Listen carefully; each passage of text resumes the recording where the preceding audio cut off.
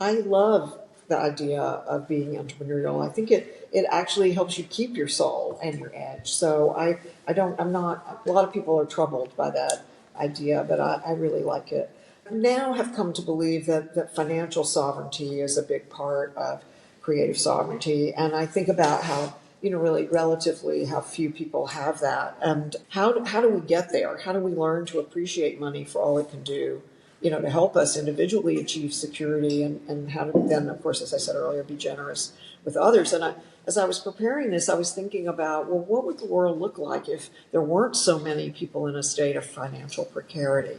Not just artists, but everyone. And so, I like to start with the things that you can do for yourself, because personal agency is very critical. So know what success looks like for you.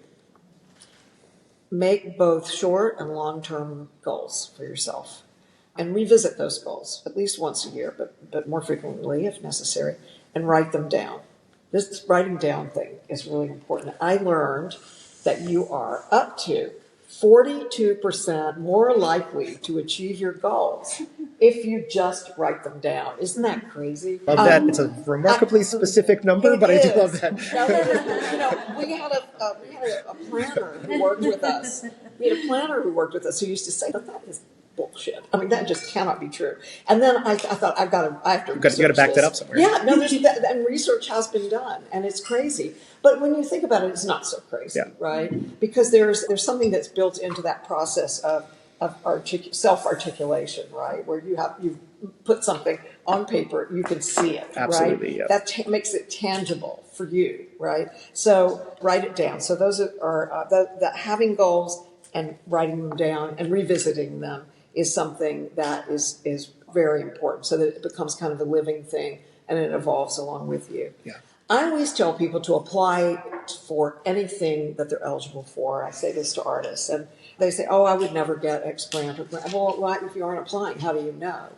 It's not just whether you get the grant or not. When I think about the creative capital process, which was super involved, we had a group of readers, then we had a group of evaluators, and then we had the final the panels.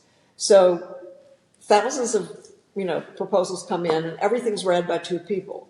If you move forward to the next round, another two people are, evaluating your proposal. If you make it to the panel, another 5 to 7 people are seeing your work. Okay, how many people did you just reach? That is like having portfolio meetings with 11 people, right? So who wouldn't want that? And these are, again, for many of these grant programs, these are the very people that you want to get your work to. What we saw happen over and over again, like a panelist would say to me, or a reader, even at an early stage, I read this fantastic proposal, and if it's okay, I'm doing a show in a year about such and such, and I'd really love to contact the artist. I won't tell them where I found out about them.